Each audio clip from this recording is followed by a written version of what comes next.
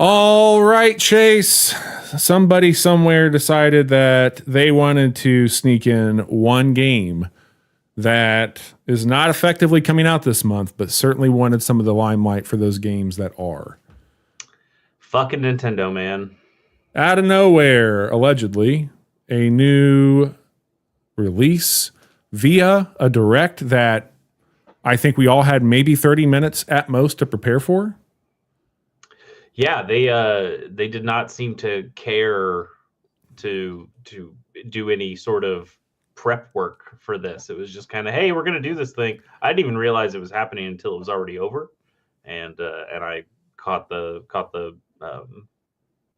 VOD, I guess, and I just saw people on Blue Sky saying all sorts of shit about Star Fox. And why would anybody be talking about Star Fox in 2026? And then I realized why. Hang on a second. We're not recording at all. Oh, that's right. We're not. We didn't do any of those things because my computer died. Yeah. Hang on a second. Let me get that going really quick, and then we're going to talk about Star Fox. Twitch content. Yeah, we got some of that happening here. Let me get this sent over to Chase, everybody. Our videos will look a little weird in just a moment.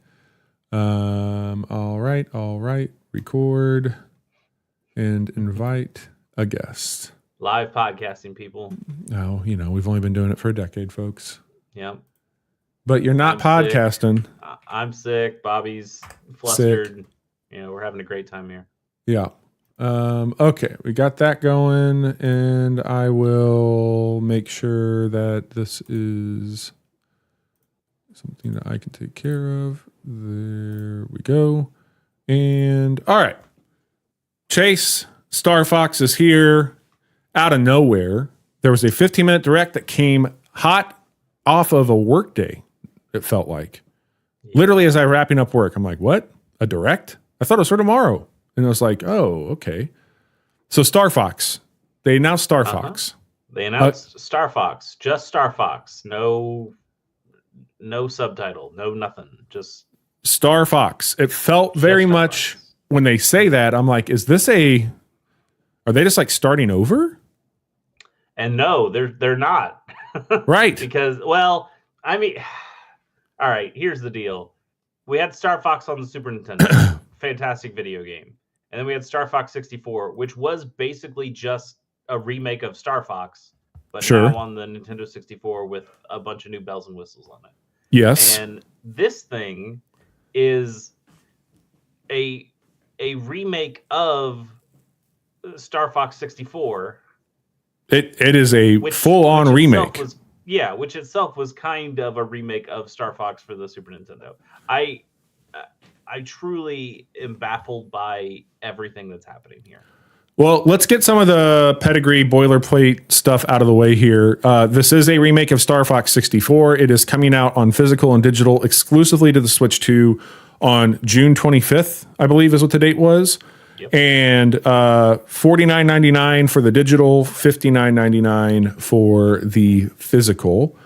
It is a pound-for-pound remake. So the campaign seems to be technically the same thing, visually much different. All the video game stuff will basically be the same. Yes. All the moves, all the routing, all the maps, all that stuff. The story for the same.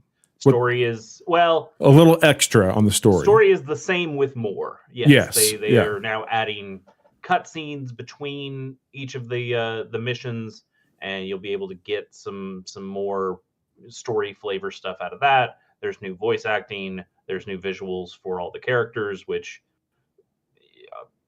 some say look really bad. Some say look okay. I think I might go into the kind of bad camp. It feels like they were trying to call back to the puppets used on the very first game. Like they feel very modeled like they don't feel, God, I don't know how to say this the right way. They feel more skeuomorphic than they do furry. Sure. Like they're going for more realism than they are for like a cartoon version of those characters. For sure. I mean, they started this direct with Miyamoto coming out there and going, "Hey, did you guys watch the Super Mario movie?" Like, not yet, Miyamoto. It wasn't really on my radar. Yeah. And he's like, oh, you might have seen Star Fox in there. And then they show the clip from the movie with Star Fox, and you go, well, okay. I mean, that's not my favorite looking Star Fox, but I guess that looks fine. And so, oh, you're gonna, and then I guess in the movie there's like a anime backstory that Fox does, and it's like, okay, that looks kind of cool. Is the game gonna look like that? And the answer to both of those things is no. It doesn't look like any of those things. It looks like these. Yes, it does evoke the original puppet look that they used in the marketing materials for Star Fox, but also with none of the charm of those. I found these designs to be pretty off-putting. I think Falco looks fine, and the rest of them look fucking terrible. Yeah, I mean, I'm not surprised that you're going to be that aggressively against it. But I will say I was not too put off by it, but it certainly wasn't like the direction I would go. I think what was like more perplexing to me was why wouldn't they just introduced a design of Fox McCloud in the Mario movie, and they just started it off with that. And it feels like they've made Donkey Kong, especially in Donkey Kong Bonanza, not a one-for-one copy, but certainly more in line with the Mario movie version of Donkey Kong. And it seems like they're really trying to build that out and have people connect dots due to these IPs. Yeah. But I guess like I'm just a little taken aback that they didn't go that direction. I really would have loved for them to go that really cool like 80s cartoon intro look for these characters. Like just fucking make it weird. But they're trying to show off the power of the Switch too. I guess so. And you know, as controversial as the designs might be, that is maybe the part I actually care the least about, because my disappointment with this comes much more in just what they're doing generally. I don't need a remake of Star Fox 64. Star Fox 64 is already a very good video game. You can play it right now. You can play it on your fucking Switch with the Nintendo 64 games that are available on there through your subscription stuff. Make a new video. Like I just want them to make a new video game with these ideas and this foundation. And what they did instead was, what if we made the same game with like a different foundation to it? And I go, why would you do that? Well, this is why. This is exactly why. Because Star Fox is a 30-year-old game that really hasn't had breakout success and recognition outside of Smash Brothers since the Nintendo 64. And I feel this is a guarantee lock-in at nostalgia for a lot of people. Like, I'm going to pick this up. Like, I'm going to play this game. I am excited to play Star Fox 64 in this package. I feel okay about doing that. I'm with you 100%. I want a brand new one, and I think it'll come. But between the Mario movie as like so heavy-handed of like, this is Star Fox, we're doing something with Star Fox, we're trying to teach kids about Star Fox, and then have Star Fox be introduced as like you can do this, you can play it the same way. They're going to get the parents of these kids excited because they probably played that. It's not exciting for them to just be like, here's a remake after you and I talked a month ago about like, we should see more Star Fox. Yeah. My problem goes beyond just it being a remake, but it's being a remake of Star Fox 64, a game that takes about an hour to beat. And sure, that it's a game that is made to play through multiple times, through multiple routes, but it is a game that takes like an hour to play, and they want to charge you pretty full price for this remake video game. And that's a real bummer to me. Like, I don't need them to make a Star Fox with a bunch of new ideas, but I don't understand why you can't take these ideas, these similar ideas from before, and just make another new good Star Fox. Like, why do you have to go back to the well of 64? Why can't we? I'm not saying the Star Fox lore has some rich history that I care about, but when I think about Star Fox today, I think Peppy's no longer on the team. Peppy aged out, and he's no longer on the team. We have new people as part of the team. Like, I want to see a Star Fox with that story, going to new places, doing new things, new planets Sure. and things like that, but still having those same kind of gameplay mechanics.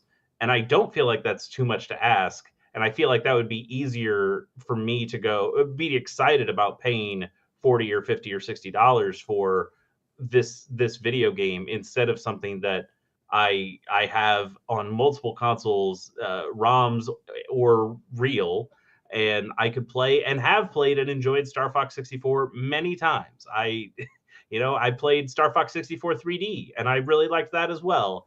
But I don't think I need to buy yet another version of Star Fox 64 these days, even if it does generally look prettier outside of maybe the character designs. The only thing that I found interesting at all in that direct, or what they talked about the game, was the multiplayer stuff, which is stuff I will not play and do not care about. But at least it seems like they're doing something different, because the battle mode now has this 4-on-4 additional mode. So it's not just the dogfighting stuff, but it is allowing you to like the teams can perform objectives on these maps. They can go and they can hold areas, or they can take down random enemies, like mob enemies, and other players as well. And those will equal out to points, and then whichever team has the most points at the end wins. And that is a new thing and an interesting thing, and I think that is really cool. I would have liked to see a new game maybe use those mechanics in the story mode stuff and find something interesting there. But it's really disappointing for me to see them make essentially the exact same game that I have played a billion times with a new coat of paint, and then the only interesting thing is a multiplayer mode that, as cool as it does seem, I'm never going to play that. That's just not the way I like playing video games. Well, the good news is you don't have to, but That's true. And I probably won't. I don't think there's any probably about it. But one of us will play it, and I'm going to play it with my nephew. Hopefully I send it to my brother, because my brother and I spent a lot of time playing Star Fox 64. I think he and his son will play that, and then their youngest with that co-op mode. I could see that being fun for them, but I'll pick it up. I don't know about a ton of stuff in June at this point, but I think at that price point, it's a little steep. But I don't have a lot right now on my Switch. I'm not going to get one of the games we're going to cover this month. So I suppose I'm trying to just like squeeze out more rational for the upgrade to this thing, considering the well's been a little dry on releases for them. The only thing fun that it works with the N64 Classic controller. Yeah, that's probably how I'm going to play it. I think for the most part, I'll try and play it that way. Last thing I'll say is, I mean, I don't know why I've got like this air of confidence that if they are in fact doing an Ocarina of Time remake, my money is going that they're going to try and make that look a bit more realistic than like a cell shaded or a Breath of the Wild. Maybe they will also make that game look ugly. Who knows? I don't know. There's a Zelda. We have yet to see what the movie Zelda like in motion looks like, and I have a feeling that it's going to look a bit more probably Twilight Princess era from some of the production shots I've seen. So I don't know what to expect there, but there is a 15-minute direct you can go and watch right now on YouTube if you want to see what we're talking about. And there's also a fun little prologue to this game that takes place with Fox's dad that you can watch at the end of that direct. So set aside 15 minutes, go make your opinion. Let us know across all of our socials, if you choose to do so, what you think about that game. And we'll probably be talking about it here in a few weeks when it's out. But before we get into even more new stuff, I've been playing a new old thing, Chase. Yeah? What have you been playing? I've been playing Pokemon Luminescent Platinum. I am now, too, a ROM hacker here on the show. Just a heathen myself on my Thor. True. You're sailing the high seas like the rest of us. I am. So this is a mod that goes on top of Shining Pearl or Brilliant Diamond for the Nintendo Switch. I can't tell you anything else about that besides there's some cool stuff they're doing here, and I think a lot of quality of life. I also, the mod itself doesn't have this, but there are additional mods it supports. And one of those mods is called D-Chibi. And you can go in and do a complete visual overhaul of that game, which it desperately needed because Brilliant Diamond looked bad, I think. I did not like the look of those characters. Yeah, and I think it really was just the characters too, putting them like they were. I could see what they were going for. You're trying to go for kind of those old Game Boy Color, Game Boy Advance sprites, but in modeled form, and it just didn't work out.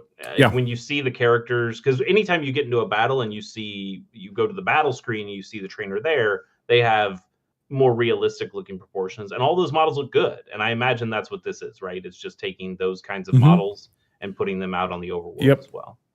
And your character has some cool outfits you can swap into. Like they have different, eras, of course, but there's a lot of cool customization you can do. They've got toggle switches for a lot of things, like depending on what you want to do. Like you have infinite rare candies, you have infinite repel if you just want to like go through things pretty quick. The bike is available right at the beginning, but it has the national dex access in it. So all Pokemon from generations 1 through 4 are in this game. And then it's got modern evolutions and regional forms, and you have an incense burner that you can turn on to like different regions from an attraction to see what you would get that way. It's got some additional Pokemon that they added into the mix, like in post-game or near post-game. I haven't gotten to those yet, so I can't speak to what they are. The thing that a lot of people are excited about, this isn't the draw for me, but I appreciate it at least, is they have a Renegade Platinum difficulty and balancing. So what's going on with it is it's got very competitive AI with their gym leaders now. Galactic admins, what's the other thing they have here? Elite Four also use competitive teams with optimal movesets, held items, and high-level AI. There are level caps that you can turn off and on. You can also do ability and stat overhauls. So like almost every Pokemon on this has 3 ability slots now, which is exciting to see. And what's some of the other stuff they have? There's true size, which is awesome. The description here: Pokemon are now correctly sized in battle. A whale lord will look appropriately massive. Which, hell yeah. Can't wait to get a whale lord. Fucking screen. Yeah. Can't wait.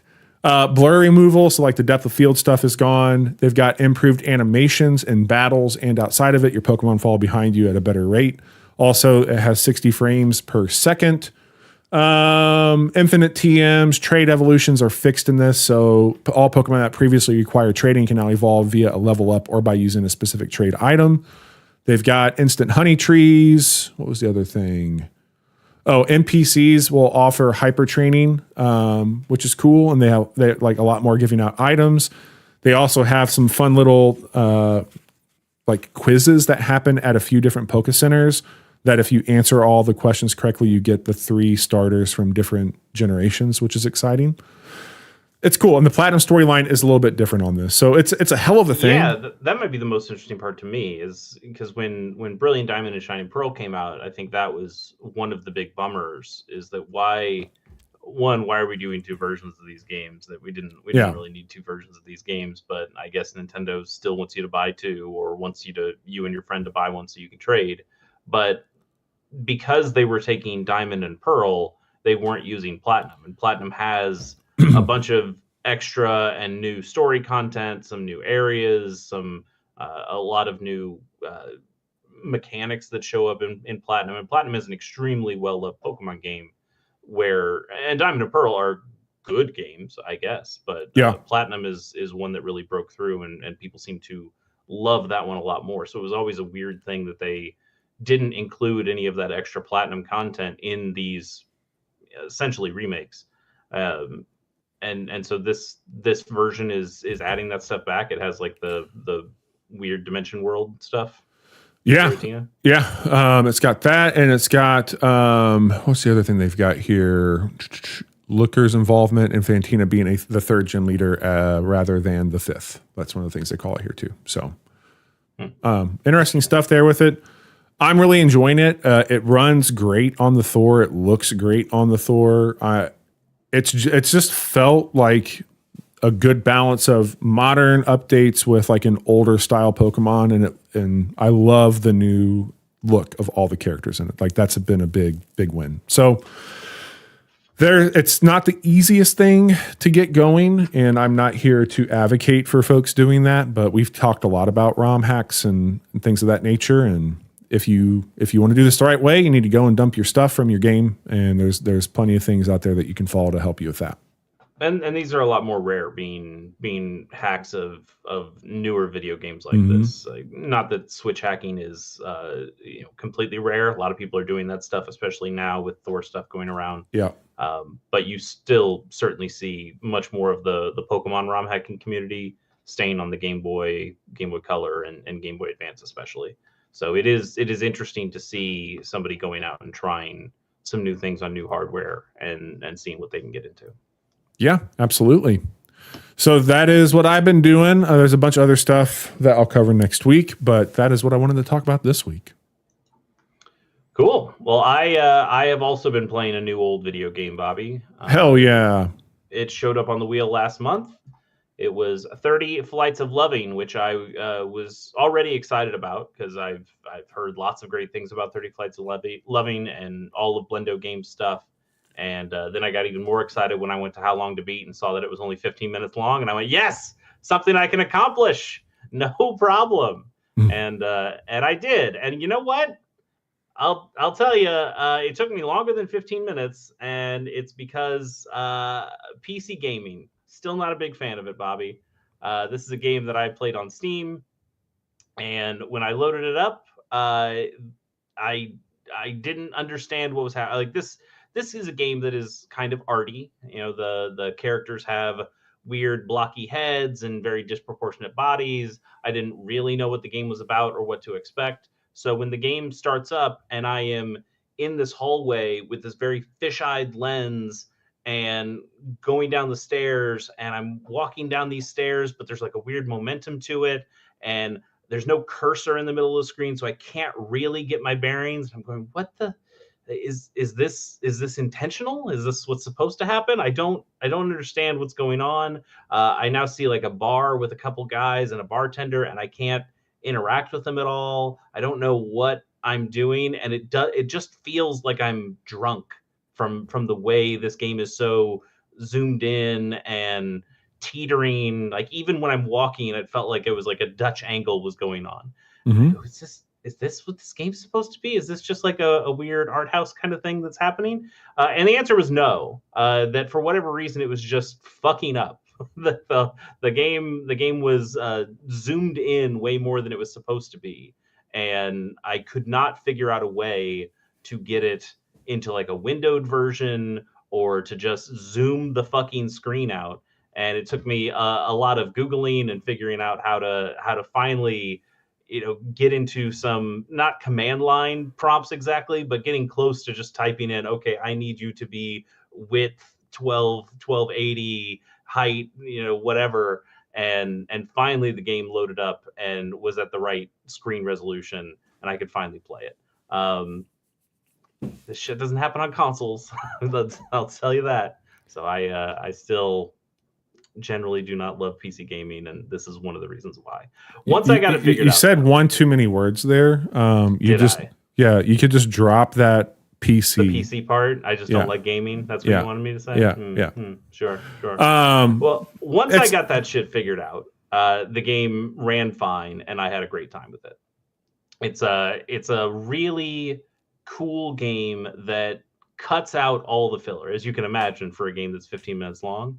The setup here is that you are part of a team, part of this 3-person team that looks like they're going to be doing some kind of heist, and you just kind of get the bullet points of what goes on, and it really feels like it has like an Ocean's 11 kind of pace to it.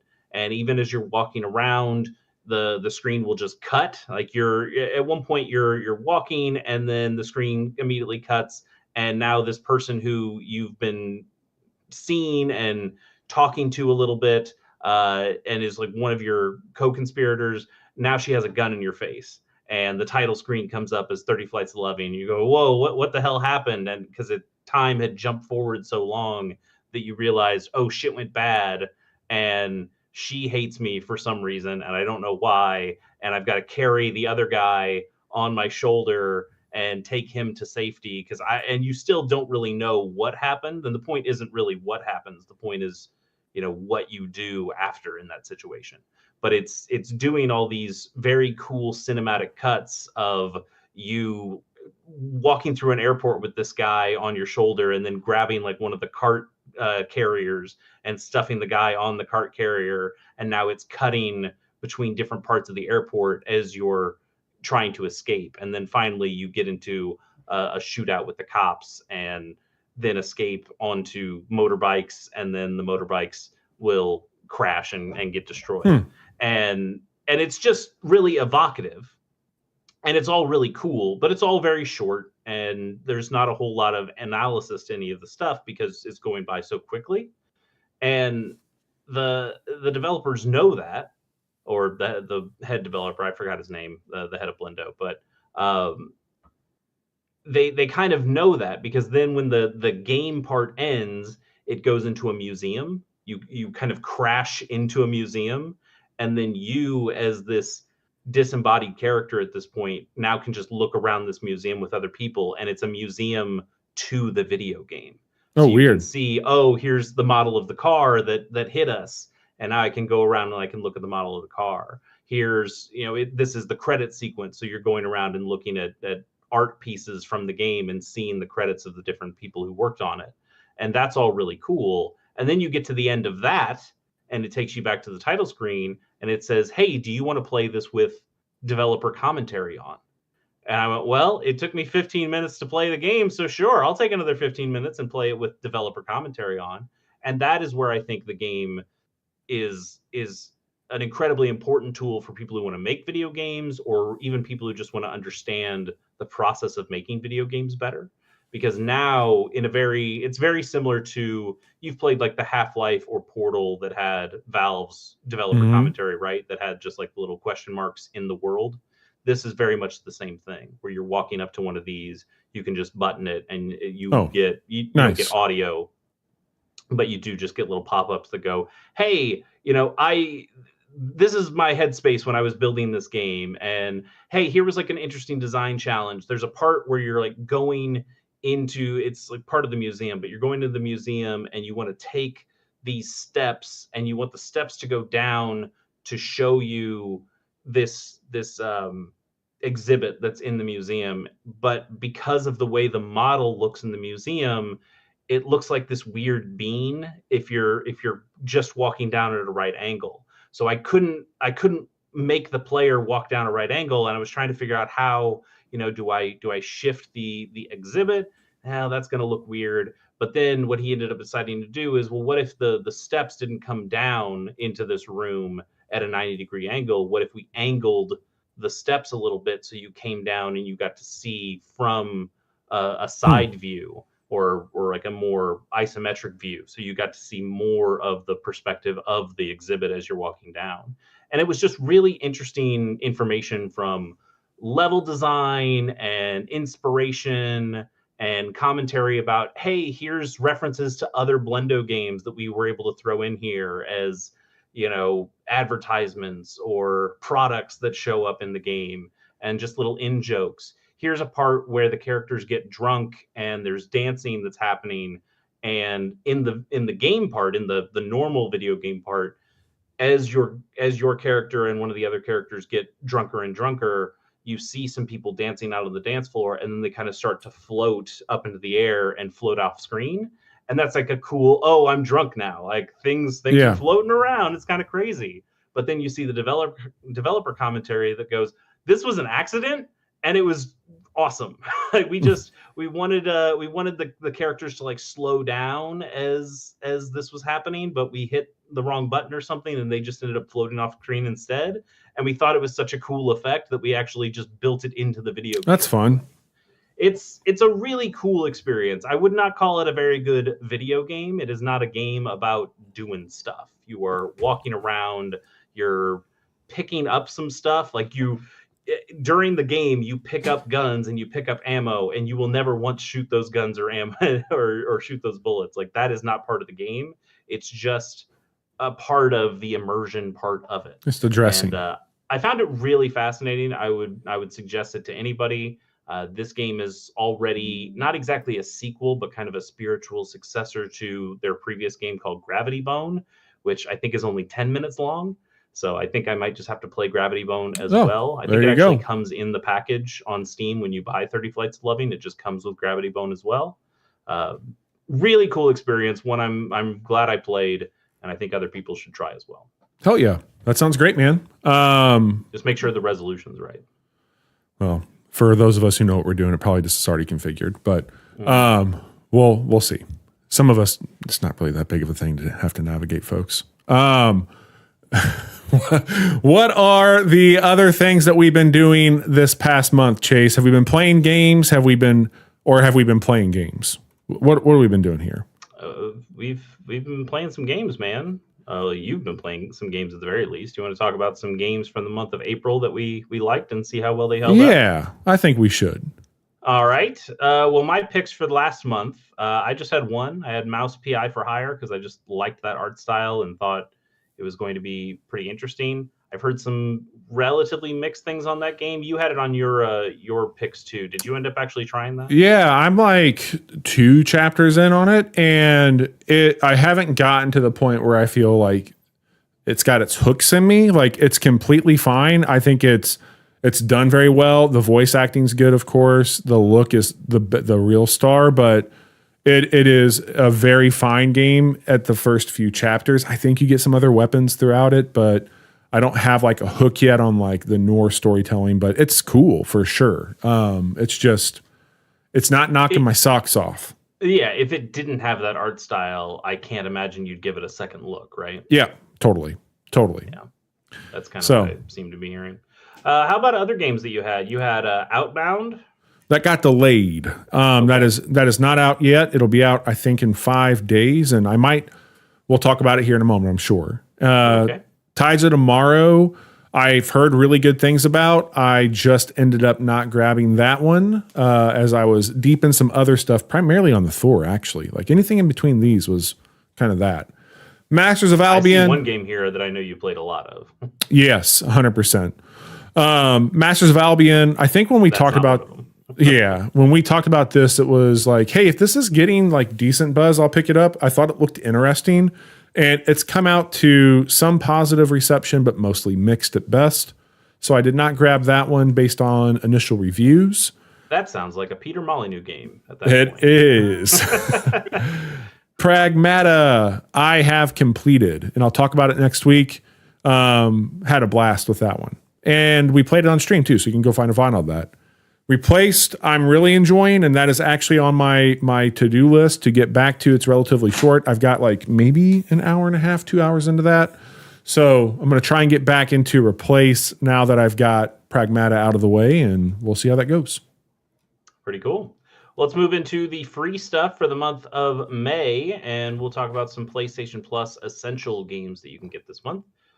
EA Sports FC 26. That's Football Club. If you don't know the lingo, Bobby. That is both a PS5 and a PS4 version of some soccer action right there. You also got Wu Chang Fallen Feathers for PS5 and Nine Souls for PS5 and PS4. Nine Souls is beloved. I've played it. Some extremely good things. Yeah, like that's on my list of things to check out at some point in time, but man, people fucking love that thing. So I would say worth adding to your library, even if you're not going to play it right away. Yeah, it's free. It's available. Go. Yeah, grab people it. seem to love. I'm a little less interested in, but yeah, Nine Souls is one I will definitely be grabbing. Totally. All right, Bobby. I think it's time. As you heard, I finished 30 Flights of Loving. Yes, you did. Backlog roulette game for the month of April. So it is time to spin that wheel. Hang on once a second. again. And see what I'm going to be playing. I don't know why it went to our audio. Let me grab this. This is what we want. Look at all those bars. Isn't that great? The bars, the audio's at least working. Okay, we should be able to see. Stare at bars. I do see it, yes. All right, we're spinning, baby.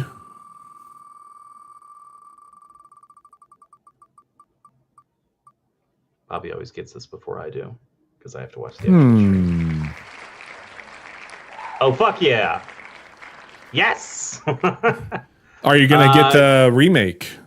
Grim Fandango, baby. Yeah, I have this on my Switch already, which is good because this being a Double Fine game, which means it's an Xbox game, which means I don't want to give new money to Microsoft right now with the BDS movement stuff going on. But thankfully, I already own Grim Fandango, so that will not be a problem. This is a game that I can easily play on my Switch, and I've wanted to forever. In fact, I've had a podcast where other people played through Grim Fandango that I've wanted to listen to for a long time. It's been on my phone for years. And I just thought, well, whenever I get around to Grim Fandango, I can listen to that podcast. Good news. I'm going to be able to do that. You're going to have to play a game, though, so it's not completely good news. So I will have to play a video game. But you know what? Of all the video games I could play, Grim Fandango sounds like a pretty damn good one to play. It's shorter, nice. I think, right? It is shorter, yes. And it's an adventure game. So I'm excited. That'll be fun. Grim Fandango. There you go. Very cool. Manny Calavera, I believe, he's the Grim Reaper, but you know. In that game? In that game, yeah. Nice. All right. Well, with all that out of the way, Bobby, I think the last thing we've got here to do is talk about all the video games that are coming out in the month of May. Well, not all the video games. Not all of them. Have time for that. A curated selection of video games that we found to be interesting and or good and or interestingly bad. Yeah. Yes. So why don't we get right to it and start on May 5th with Motor Slice, which is coming to PC, PS5, and Xbox Series X. This trailer was really intriguing to me. Chase, this game fucking rules. Yeah? Yeah. Oh, have you already played like some demo or next? I played the demo and I have immediately picked it up upon it. After that, like demo had such a fucking awesome, like the whole pack, like the trailer's doing good things, but like being in the game, it's got great feel. The tone, the style, the music, like it feels of a different time in the best way possible. And there's like a real, and I don't mean this to be disparaging, but it has like a real student game kind of look to it. Like this is not. So when I looked at this game and see the action that's happening here, you know, third person action game, big machines that you're fighting, my initial thought is immediately Nier Automata. A game where you're also, you know, a third person action lady who's fighting this exact kind of thing, this big saw blade motherfucking crane. And so I'm immediately thinking of Nier Automata, and this game does not look like Nier Automata. Yeah. That's not to say it looks bad. It just has a different kind of quality to it. And it made me, you know, I've seen lots of games that have taken a similar kind of style and they don't feel as good because they feel as amateurish as they might look. It sounds like this game is not in that vein. It feels really good. We'll probably play it sometime this month on a Monday, but it's rad, dude. This is a rad game for sure. Very cool. This is exciting. I'd never heard of it before until we started doing the preview stuff, and I was pretty impressed with what this game could be. Yeah. So to hear that it lives up to the kind of promises it's making in this trailer is pretty exciting. Hell yeah. Also on the 5th is Waxhead. Sorry, I thought it was Maxhead. But Waxheads is coming to PC, Switch, PS5, and Xbox Series X. I was talking to you about this, I think when we got dinner the other night, where I've been seeing these games. Or no, it was Monday when we were playing through Star Wars Shadow of the Empire. Yes. But I had this idea. It's not my original idea, but like these ideas of kitchen sink video games, like games that stuff a ton of ideas into a single game. Usually have a bunch of mini games or a bunch of different mechanics. And, you know, this game is certainly that. Like you're seeing, I'm catching Papers, Please with the way it sells stuff to customers, some potion craft with the way that you're supposed to find the right album. Like you're working in a music album, record store. And so you're kind of doing that potion craft stuff. If somebody goes, hey, I want punk music or whatever, and you have to go find the right album that works for them. It's got a little to the left with some of the organizing stuff that it does in here. Like it is taking lots of different ideas of video games and just kind of throwing them all into one video game. And I always wonder how good these games are. Like whether if you're spreading yourself too thin, that are none of these mechanics well thought out, or does it keep you from getting bored because there's always something new happening? A lot of sim games kind of do this, and I play a lot of sim games, and I think you definitely get some that degrade it, and you get some that can balance it. This had like at least one, maybe two demo seasons on Steam, and really stuck the landing for people. I've wanted to play this one for a bit. I was going back and forth on adding it because there's just a lot I already want this month. But the more, like, even hearing you explain it just now is just like, this is aesthetically what I love in video games. It's of a time, like, one of the things I do collect outside of video games is vinyl. Like, I enjoy going to record stores and doing that. This has a Scott Pilgrim vibe to it, which I fucking love. The music aspect of it, I fucking love. So I'm probably going to end up grabbing this, and I have a sneaking suspicion I can play it on the Thor. And that sounds like an all right thing. So I'm trying to find something to play on the Thor right now that will help me juggle all this. I don't know. It's in my shopping cart on Steam. I just need to pull the trigger. It's priced pretty good, so we'll see. You know, I bought the first Coffee Talk, if you remember that game, which was very much kind of a visual novel that also had the coffee mechanics, mini game stuff that you could do. And this is a game that feels like it's, you know, kind of doing some of the same stuff as Coffee Talk, but maybe in a more interesting way. And so and I do really like the art style. You know, I think it looks pretty rad. I like that you're building band posters and things like that here as well. So it's cool. It does seem pretty neat. Yeah, I think about a lot of the what was that one that you and I played? It was a similar art style, the card one where you had the shop. It was like something Cardboard Kings, I think is what it was called. Yeah, like Potion Craft, Cardboard Kings, Moonlighter, all of those where you kind of like gamify the selling and have like I think this could probably be pretty fucking cool. The more we're talking about it, I'm just going to go ahead and piss you off and add it to my things. Sure, I'm getting. Yeah. What's another game? What's another game for this schlub? All right, Waxheads on everything, right? Yeah, pretty much. All right, including the kitchen sink. Yeah, I suppose so. Let's move to the 7th, where we get Alabaster Dawn coming to PC only. This is coming to early access. This is from the makers of Crosscode, which was a game. When I played Crosscode, it was like, oh, this is a game I'm gonna love, right? And then for whatever reason, I bounced really hard off of Crosscode. I did not. I enjoyed it quite a bit. Well, that doesn't surprise me at all. But I had a good time with it.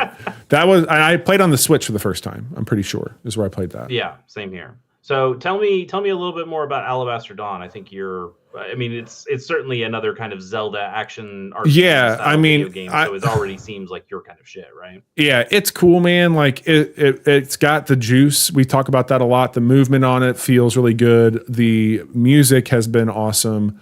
The action though, like I immediately played the demo when I saw the trailer. Like when I was like looking through my stuff coming out this month. I'm like, oh, I'll just play the demo really quick to see if I want to put this on our list. And I was like, oh, I don't want to play any more of this because it's very, very promising. I think if you like Crosscode, there's a lot here where you can see some connective tissue on just the way you're navigating in the environments.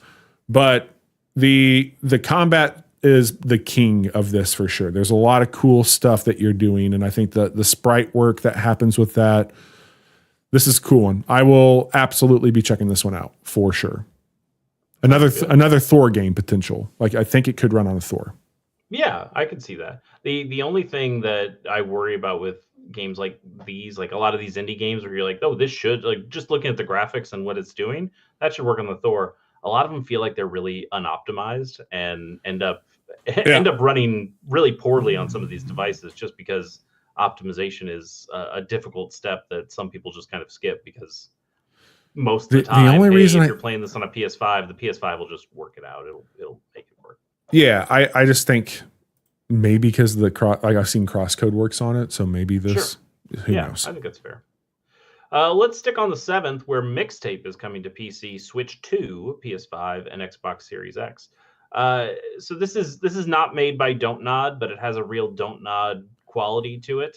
It's been for like this has been announced for a while, correct? Yes, they've been talking about this basically forever. This is an Annapurna game, and I feel like there's a part of me, or like a past version of me maybe, like a pre-COVID Chase maybe that would be really interested in this. Like What's I that still mean? I don't know. I Why, think my nostalgia. Why do you I don't use think. COVID? Like what? Well, because that's just that's just like a time code at this point. 6 years ago? Yeah. Okay. Yeah, basically. Everything's pre-COVID or post-COVID these days, in the same way that it was pre 9/11 and post 9/11. Everything changed. So did my taste. And I think my taste, not because of any COVID-induced brain fog or anything, but I think my taste for 80s nostalgia has run out a little bit. Wait, what?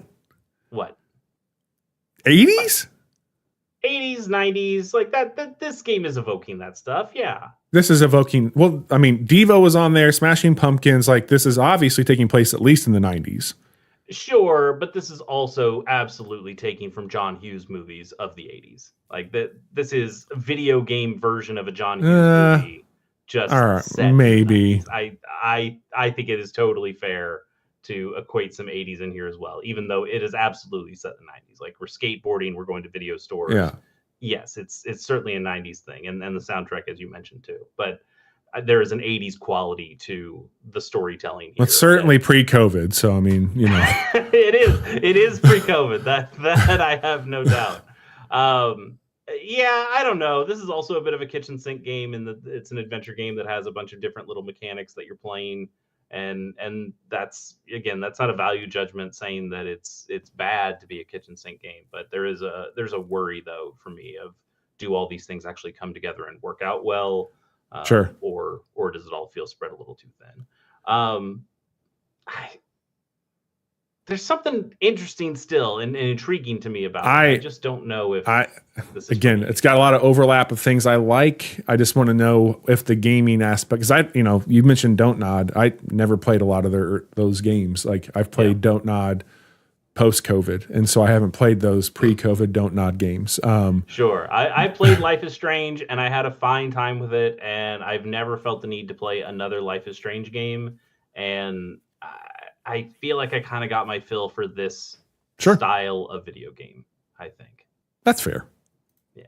Let's move Mixtape. to the 11th. Oh, yeah. Do you have anything else to say about Mixtape? No. All right. Then let's move on to the 11th, where we get Outbound. Hey, it's that video game that you talked about. This got pushed from April to now. It got moved up. Also, it was supposed to be, so it got pushed to, and we're going to talk about why it got moved up here in 2 games. But in 2 games is the reason I'm not picking this up in May any longer. I see. Yes, a game that was your pick in April is no longer your pick in May. Correct. I will play this eventually. I played the demo for it. It's really cool. But there's another game coming out that I will be spending a lot of time with, doing very similar stuff that I'll be doing in this game. So we'll talk about that in 2 steps. And again, they moved this up to avoid said game. Yeah, I get that. This does feel like Bobby P's the video game, though. It's very cool. It's very, very cool. I just know, especially with the other stuff we just talked about, like, I just know that this would get purchased and put on a shelf and probably not touched for some time. It's camping, it's dogs, I know, dude. It's cool. You don't drive a VW bus, but I could totally see you being the kind of guy who dreams of driving a VW bus someday. I like them. They're very cool. Well, maybe this is the game that you're talking about. It's not. This is not the game. But on the 12th, Nitro Gen Omega comes to PC, Switch, PS5, and Xbox Series X. Bobby, I'm going to list a couple things here for you. This is a tactics video game. Yes. This is a game with mechs in it. This is a game that is heavily anime inspired. Yes. Who does this game sound like it is for? It is Big Chase Energy. Goddamn right. I suppose this is for me. But most, all that stuff sounds really good. But the most exciting thing to me is that this is using a timeline-based combat. And I've seen this style of combat be really cool. It was a long time ago, pre-COVID. But do you remember me gushing about a little video game called Dragon Ball Fusions? I do. 3DS. that was a game that was all about timeline manipulation stuff. We played another mech game that did this too. Yeah, there was that. I didn't play this one. I think you played it. Though. I played it. It was I forgot the name of it, but yes, you were like choosing things on the timeline and placing things where they could go. You basically would like filter does this a little bit too. 100%. You would move your mech, and you would look at the timeline when the attack was coming. So you'd either know like, am I going to be past the attack? Am I going to like? That is for me when I played the demo of this game that we're looking at here for Nitro Gen. Like it felt very akin to that style. Like, yeah. But everybody on your team kind of has a role. Like there's an engineer, there's an attacker, a gunner. So like figuring out when to play them in the timeline was really cool. But you get to make a character, which I think that you'll like because they're all like very anime inspired style characters. The story stuff, I didn't get too deep in the demo on that, but I think there's a little bit of that here too. I could see you really digging this. I really think you would. I think if there's any video game that's coming out this month that could grab me, it might be this one. You know, I'm a little weird about anime style stuff that's not actually made by Japanese people because it just has like a weird feel to it. And this has that weird feel, but I still think it looks pretty good.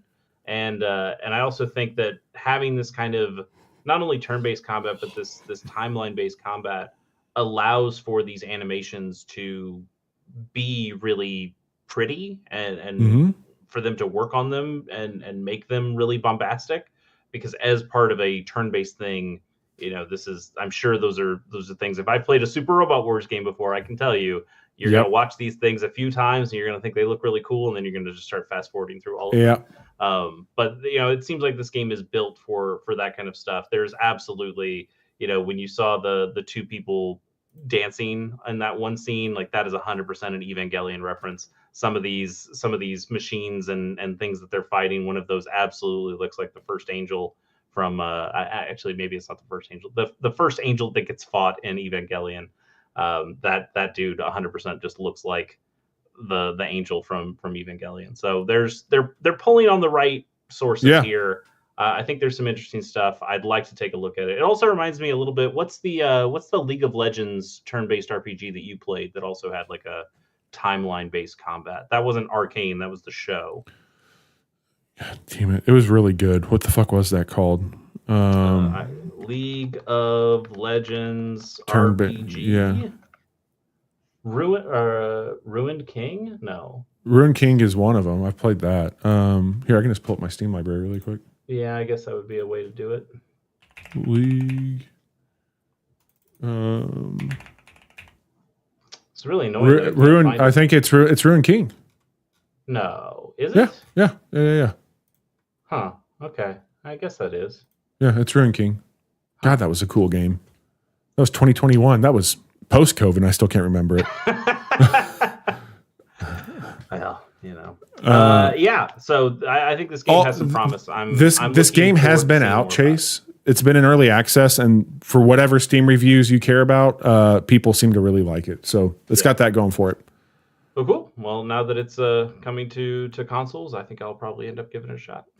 Yeah, man. All right, here's the game that Bobby's really going to be playing in the middle of the month. On the 14th, Subnautica 2 comes to PC and Xbox Series X. This is coming in early access, but Bobby doesn't give a shit. He is totally fine with that. Bobby, tell me about Subnautica 2 and why you're excited about it. This is not actually the second Subnautica game, though, right? This is the technical second Subnautica. The other one was kind of like a standalone DLC type thing, where it's a full game. Like it's they just didn't call it a Subnautica Below Zero. Below Zero. Yeah, it was a smaller slice of Subnautica. I will tell you, this has been a roller coaster of a release. The Crafton, I think, is who's I don't know if it's Crafton who's developing it or who was putting it out or any of those things, but there was a big firing of the developer head and other members due to people believing that they weren't spending money or doing work that they should have been. Like, this was supposed to come out in early access last year. Yeah, there were questions of like milestones not being met and the reasons why those milestones weren't being met, and a lot of people firing stuff back and forth on both sides. Because there was going to be a big bonus incentive for them. Right. And so I'm not. We don't have enough time in this episode to get into it, but the long and short of it is this finally got announced. This is a sequel to Subnautica. I will tell you, Subnautica is one of my favorite survival games of all time. Like, it is one of the best one of those. It is beloved by many people will agree with me on my sentiment there. I'm very excited for just the quality of life improvements on this, the fidelity, the depth, literally and figuratively, that they're doing here with the game. It looks great. This is an early access slice, so I'm going to play it, but these games have a tail on them when they're being built. They sometimes wipe what you're doing. They start to add in a lot for it, but I've been so hungry to try this game out that I'm going to absolutely play through at least the first wave of DLC. I'm sorry, the first wave of early access. Mm-hmm. See how quickly if it's like a Hades update, then I'll probably just keep rolling with it, because that was pretty good about like keeping you satiated while they were going into their 1.0.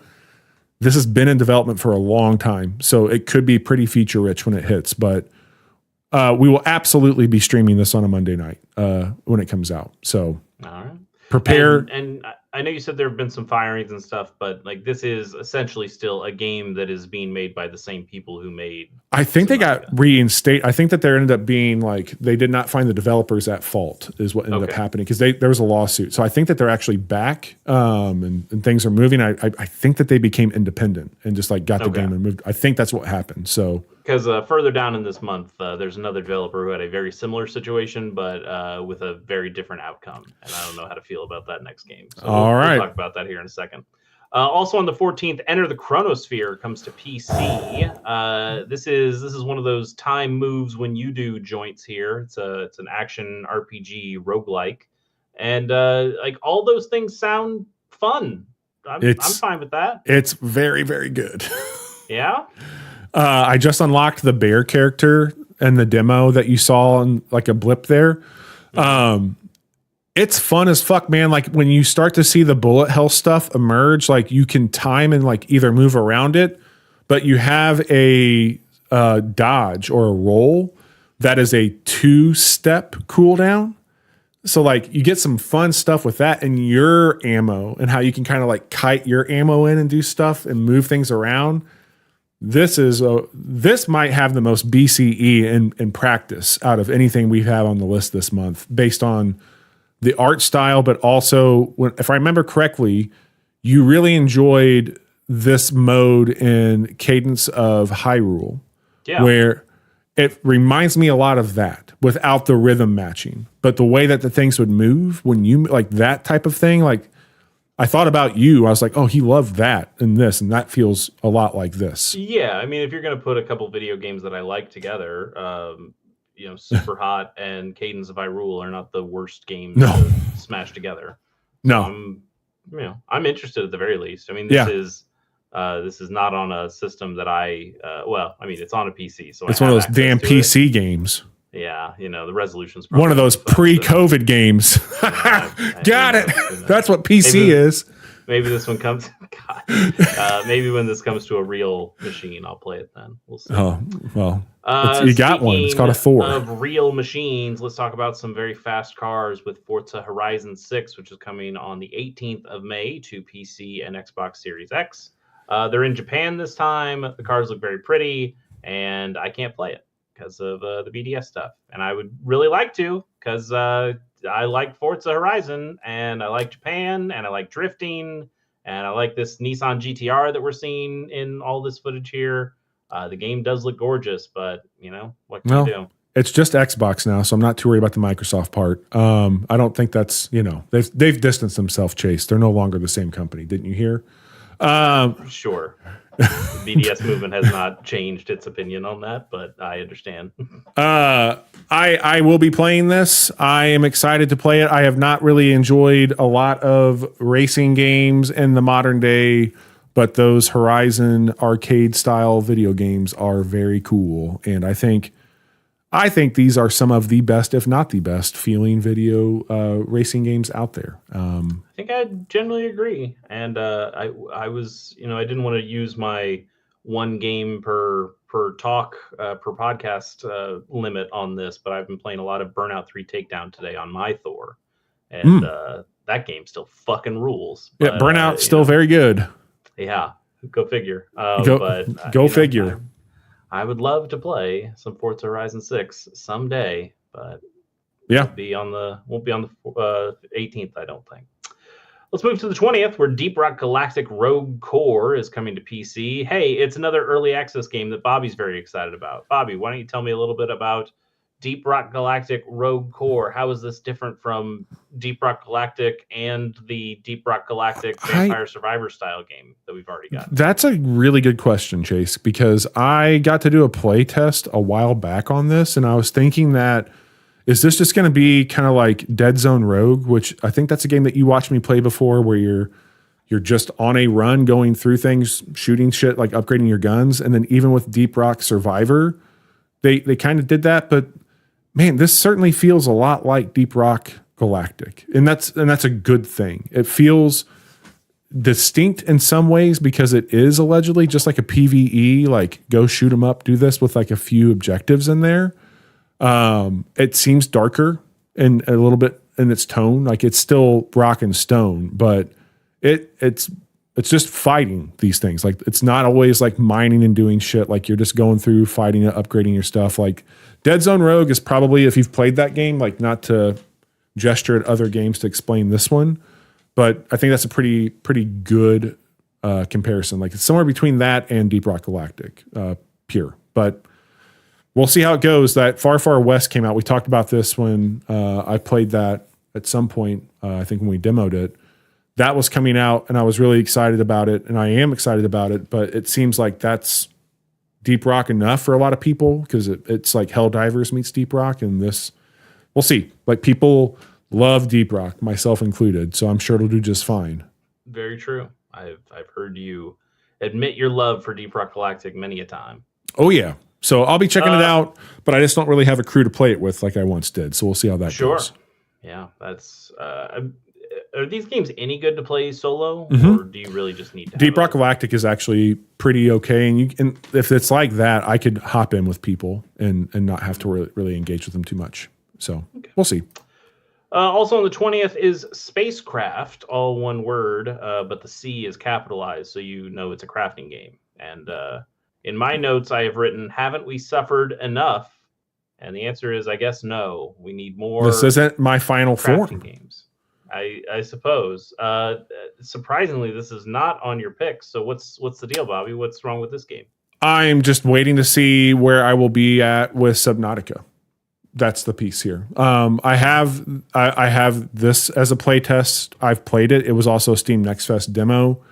It feels somewhere between the way that the ship felt in Everspace, like the way that you would strafe and move things around, and the ship stuff feels great, but it's No Man's Sky. Like there's no loading.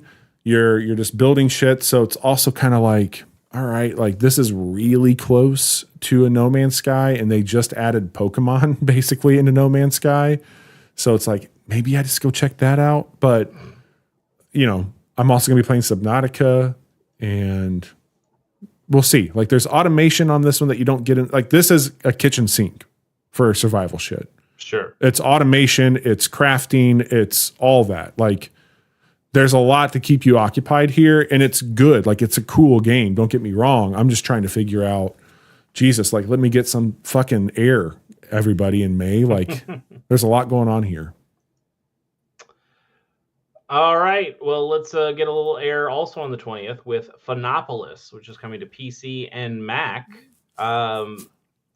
This thing looks rad. Just I know. From an art style perspective.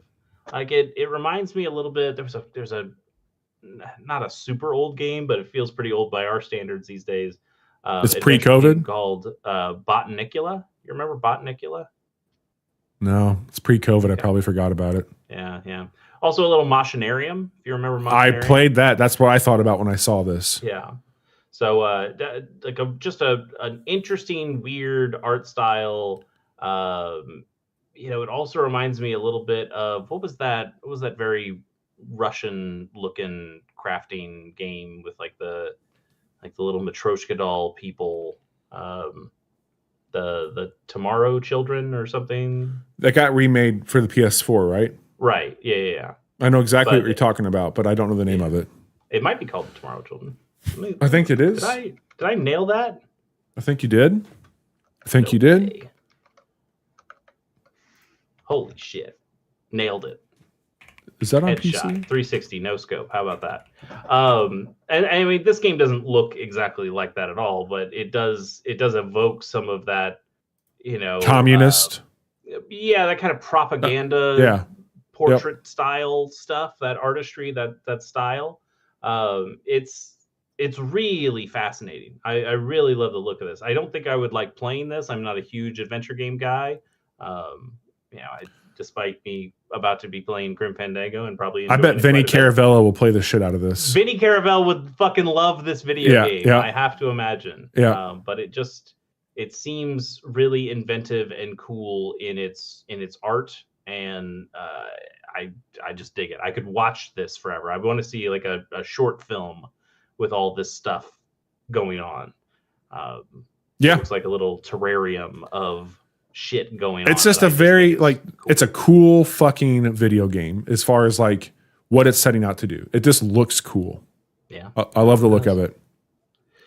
All right, let's talk about a game that may or may not be cool. I really don't know what to think of this one. It's Zero Parades for Dead Spies, which is coming out on the 21st of May. This is the next game from the studio who made Disco Elysium, but not the people who made Disco Elysium. Most of the people at Zaum, I believe is the name of the studio. Most of those people have either gotten fired or left because the other people got fired and they've started their own stuff. And it seems like some money people came in and did some really shitty shit. So it's kind of a mess over there. And this game seems to be a little stuck in the middle, but it is the next game from that studio. And you can look at this and go, oh yeah, this art style, certainly evokes a Disco Elysium. And I don't know. What do you think about this one? I'll tell you what I think. I think that if you are caught on a moral standing with what you should do here, there's a game that came out earlier this year called Esoteric Ebb that is basically doing what Disco Elysium did, but a little bit more whimsical and a little bit more fantasy Dungeons and Dragons. It's very, very, very good. This had a demo. I know people enjoyed the demo. I did not play. I had it downloaded. I never played it just because the Esoteric Ebb demo was also out at the same time, and I went that route. This Disco Elysium I've not completed. I've started that game 3 different times, and I just was not in the headspace then, and I certainly don't think I would be post-COVID to play that. So we'll see. It's just fucking heavy. It's a heavy game, and I just don't. It's too 80s inspired. That's what you're saying. It's more 70s, but it's very. Don't let my stance there. Like Disco Elysium is fan fucking tastic, and I have a feeling that this is probably very good too, if it's anything like Disco Elysium. But yeah, I do wonder because I know many of the writers and the people who are behind a lot of the heart that made Disco Elysium are not here and did not work on this, or at least have not worked on this for a while. I don't know how much they contributed to it, but they're certainly not going to show up in the credits or something. And that. I have not played Disco Elysium. I've owned it. It's on the wheel. Could happen any month now. But that's a game that I have a lot of reverence for and have heard a lot of great things about and watched some things about and read up on. But this game, partially for the moral reasons, but also I don't think I care about the vibe about this one nearly as much as Disco Elysium. I think Disco Elysium is going for just maybe a more interesting subject matter. Check out Esoteric Ebb. It's basically dogging on politics and religion. Like, have fun. I like those things. All right, Bobby, we've got a few more games to get through here. We will finish this out on the 21st with Yoshi and the Mysterious Book coming to the Nintendo Switch 2. Man, I got to tell you, I love Super Mario World 2 Yoshi's Island, and yet I think all these other Yoshi-led games are kind of garbage. I never played Yoshi's Story. I've played a couple of other Yoshi-led games. but I kind of just stopped. I didn't play Yoshi's story's good. Yoshi's Woolly World or the Yoshi and Poochie game, and this. It's a new Nintendo platformer. That should be exciting. I just don't know. Yeah, this one is definitely not for us, man. I think that this is from what I've heard from people who have played it, it's very, very, very, very kid focused. When there's nothing wrong with that. Like, it's not my flavor of fun for Yoshi. You and I are 100% in step here on like what I want from like a Yoshi mainline game. It doesn't do anything for me. It just doesn't. There's an interesting thing that I saw in this trailer, which it's certainly more puzzle based on what you're doing here. Of, hey, you can pick up this flower and have this flower right on your back, like Baby Mario would have. But now you're able to take this flower to another part of the level, and now it interacts with something else. Or what we're seeing now is these like dust motes, or not dust motes, the what are the dandelions? So you're able to take like these dandelion spores, and then those dandelion spores will suck the energy out of these rocks and make them crumbly, so you can destroy them now. And so it seems like a game that is not going to be, caring about the time to finish the level, or have anything that's going to force you to move forward. And that's fine. I've certainly played other games, other platformers, other Nintendo platformers that have done that kind of style, but it's disappointing to me to see these same kind of Yoshi mechanics. Like this has he's spinning his little feet and you get a little extra Yoshi air time out of it, or the butt stomp or the egg throws. And to know that those mechanics are all still here, and those are mechanics that I really like from Yoshi's Island, and yet it seems like this game just isn't doing anything interesting with those ideas and bolting those ideas onto this more kid-friendly puzzle game. You just kind of mourn what could have been, I suppose. Yeah, it's I will say it continues to be kind of baffling, the decisions of what they're putting out on this more expensive, more capable piece of hardware.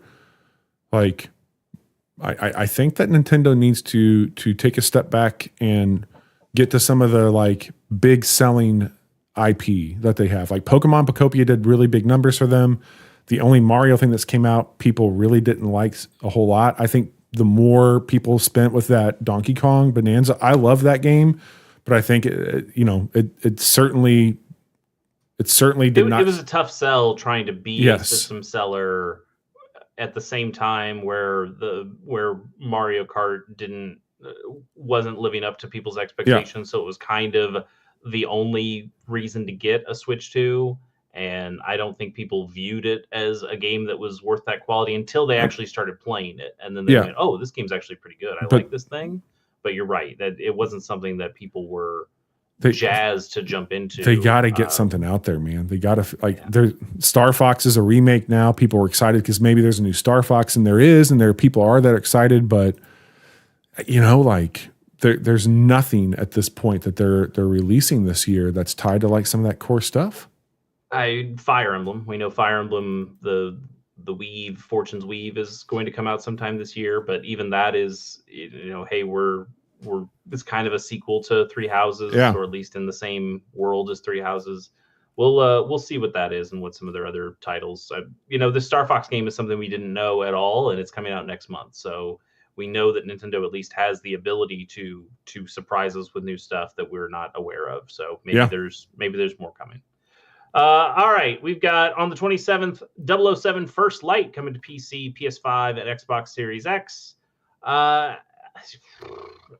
know this is IO Interactive, and everybody's really excited. Hey, it's the Hitman people. They're getting a chance to do something with James Bond, and I bet this game will be totally fine.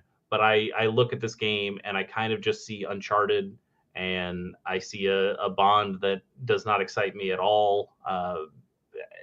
He feels like a Nathan Drake just in the way he looks and the way he acts, and that is not Bond to me. But I don't know. This is not very exciting to me at all. I just want to go play GoldenEye again, which I guess I can now that I have a Thor. So maybe I'll just go do that. But I'll be checking this one out. I'm very excited for their pedigree and for the IP here. And I mean, if it is more of like Tomb Raider, like the newer Tomb Raiders and Nathan Drake and all them, like I hope it's more of that than it is Hitman. And it seems to be more of that than Hitman. But I think that some of the like this shit here, where like I think that they're gonna flex that muscle a little bit for Hitman in a cool way, and I think the driving looks really good in this from the trailers. But the bondiness of it, TBD. We'll see what that looks like. It's still crazy to me that we can't just get a new Bond film out once every 2 to 3 years. Like these movies don't have to be good. Historically, most of them are not. Yeah. But like, why is it so difficult to make these fucking films? I don't know, man. Understand. But let's finish this off with other new news that happened just today. It kind of got drowned out by the Star Fox news. But Mina the Hollower got official release date announcement again. Even this trailer we're watching is a different release date announcement trailer, because that's how many times we've changed the release date on Mina the Hollower. But it is finally actually factually coming out on May 29th for PC, Switch, Switch 2, PS4, PS5, Xbox Series X, and Xbox One. Although on the Yacht Club Games website, they don't show Xbox as one of their things. So that one, maybe that's coming out later, or maybe I don't know. Maybe something's changed in all of the different release dates that this game has had. Yeah. But yeah, we brought this game up a ton of times on different monthly previews, thinking it was coming out all these different times. What was it supposed to come out like last Halloween or maybe 2 Halloweens ago? And just keeps getting moved. And but you know, from the makers of Shovel Knight, we're getting this game. I remember you playing this game a year ago, I guess. Yeah. For a Monday stream. And I remember you struggling a little bit with some of the mechanics that were there. I don't know if that was like a problem with the game just not communicating its information visually well enough. It was weird, man. I don't know what it was, but it was weird for sure. But you mentioned like games with a pedigree, and those Shovel Knight games were extremely popular, and Yacht Club seems like they know how to make a good video game. I'm interested to see how this one turns out, if this is something I want to play. There's certainly a lot of Link's Awakening happening here. Like it is very easy to see some one-to-one inspiration that brought Mina the Hollower to us. And you know, I know you like Zelda games, and I know I like those Link's Awakening and those Capcom Zelda games for the Game Boy Color. So this is something I want to keep an eye on. Yeah, 100%, man. Maybe it'll turn out to be really good. I am interested. I want to hear some similar things. Agreed. Okay, Bobby, let's get to our monthly picks. I'll go first because mine's shorter. I think that I'm probably going to end up picking up that Nitro Gen Omega, or at least seeing, you know, how people respond to it when it comes out fully. But that does seem like a thing that I might be interested in. But otherwise, I think I'll just be playing my Grim Fandangos and my Thors, and I've also started Pokopia. I'll talk about that next week. Nice. So I've got plenty of video games that I'm playing right now and pretty happy with. Bobby, what about you for the month of May? What's your schedule looking like? Busy. 007, Waxheads, Forza, Deep Rock Galactic, Enter the Chronosphere, Subnautica 2, Alabaster Dawn, and Motor Slice. Good fucking luck, buddy. I'm well on my way. And I will continue to try and keep up here, but it's going to be a lot. I don't know if all this will work out. We'll see, but I'm giving it the old college try. And some of these are late in the month, so we'll see how it goes. But sure. That's what I'm picking. This week we played Shadows of the Empire for the holiday on Monday. You can go and find us talk a lot about what was and what is and how cool Hoth is. And your boy still has it. I'll just say that much. Your boy still nailed it. Sometimes. Most of the time on Hoth. Yeah. And then tonight, of course, was our May preview with all of our picks. If you want to follow along with all the cool things we do here at the Casual Hour, there's plenty of places to do that. Our website and other socials is where you can find out about that. But Chase, you've been busy. What do you got going on to tell the folks about? It's true. There's a new episode of I'm Still Just a Bill on my YouTube channel, Chase K Plays, where I'm playing through Pokemon TCG Generations, which is a ROM hack of the Pokemon trading card game for the Game Boy Color. It's really cool so far. It switches out all the Pokemon with new card designs and new card art. And it's been really fun going back to a game whose mechanics I know very well, but now getting to see it with this new coat of paint and these new ideas attached to it. And it's been a lot of fun. I hope people join me for that series. And I'm just gonna play through that video game because it's so far been fucking awesome. You can also go check out my other podcast that I do with a good friend of the show, Pierce Corshane. It's called Pilot Program. Pierce and I watch the first episodes of every television show ever made. We've recorded our newest episode on Good Eats with Alton Brown's cooking show. And I think it turned into be a pretty good episode. I just need to edit it and get it out there for people. But being sick and being busy has not been helpful or conducive to editing a podcast. So it'll get out there at some point, probably sometime next week. But hang tight for that one. And then we did at the end of that episode, we announced what our next episode is going to be on. We're going to be watching He-Man and the Masters of the Universe cartoon. So funny. That'll be really interesting. That's a cartoon that I never watched. That was before my time. I had some He-Man toys, and Pierce is kind of in a similar boat. So we're gonna go into He-Man blind. Nice. That'll be weird, I imagine. Well, hell yeah. Good Godspeed on that front. All right, we'll be back on Monday. I'm sure there'll be a new thing for us to check out. We hope that you all are doing well out there. Keep your head up. Play something new if you choose to, or play something old. Either way, just play something. And we'll talk to you about it all next week.